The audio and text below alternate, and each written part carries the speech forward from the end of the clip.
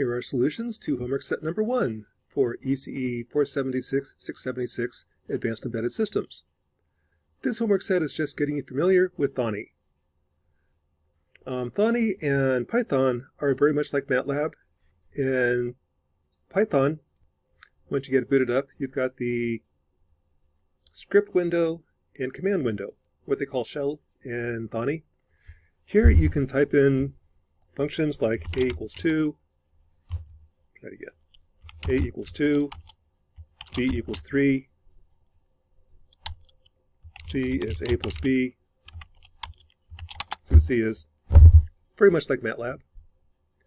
I can also do some circuit analysis, treat Python like a calculator. So for this circuit, if I want to add 500 ohms in parallel with 600 ohms, let's call that R1, is 1 over R1 plus 1 over R2. And then the parallel resistance is 272 ohms. If I add 400 to it,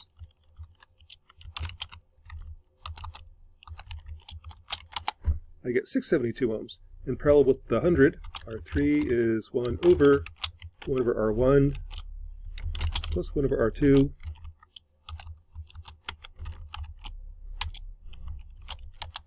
This is 87 ohms, and so on. So I can use this like a calculator, find 400 in parallel with 500, in series with 400, in parallel with 100, in series with 200 and 300, in parallel with 700, and I get the total answer. So Python's really just a calculator, same syntax as MATLAB. If you're used to using MATLAB, you're pretty much used to using Python. I can use current division. With current division, the current, like in this case, call that R1, R2, R3. The current let's call that I2, I3, I4. The current here is 1 over R2. It's 1 over the resistance that I'm using over the total admittance. 1 over R2 plus 1 over R3 plus 1 over R4 is that percentage of the current coming in. So one way to do that is first find all this impedance. So that'll be port 30 in parallel with 300 in parallel with 200, 92 ohms, plus 20 gives me all this impedance. So the current I1 is 1 over R1, 1 over 100, divided by the total impedance, 1 over 100 plus 1 over 20 plus R2, times 10 amps. So I1 is 5.28 amps. I2, or IX, call it IX, is the remainder, that's 4.7 amps. To find I2 then, that is just 1 over 200 over the total admittance, 1 over 200 plus 1 over 300 plus 1 over 430, that percentage of IX, 2.2 amps. The current I3 is by current division, 1 over 300 over the total, times IX, 1.47 amps, and I4. As a check, current in equals current out. All these currents together should add up to 10. And sure enough, they do.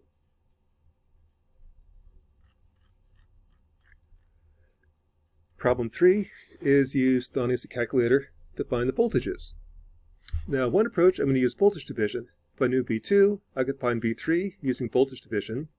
400 over 400 plus 30 times V2 gives you V3. I don't know V2. If I knew V1, I could find V2. If I knew V0, I could find V1. So that's kind of the approach. Find the impedance looking right at these points.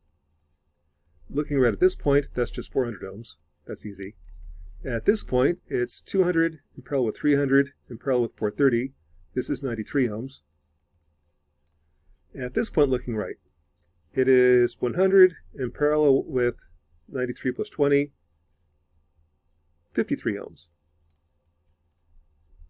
So by voltage division, V1 is 53 over 10 plus 53 times 10, 8.41 volts. V2 then is 93 over 93 plus 20 times V1, 6.93 volts. B3 then is 400 over 400 plus 30 times B2, 6.45 volts. Finally, Python also handles complex numbers just fine. So if I have J is the square root of minus 1, what do I have? So let's start here. I got 400 ohms plus J30, that's R2.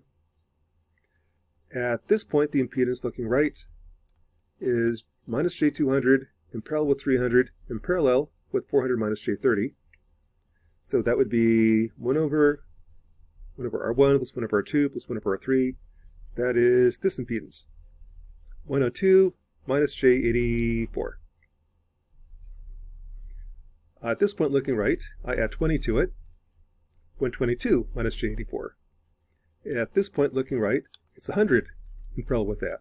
So there's, in parallel, it's 1 over R1 plus 1 over R2, gives you a complex number. So that's the impedance looking right. Now add J10 to it, and here's the total impedance.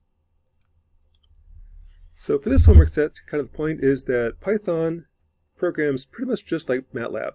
If you're familiar with MATLAB, you pretty much know Python.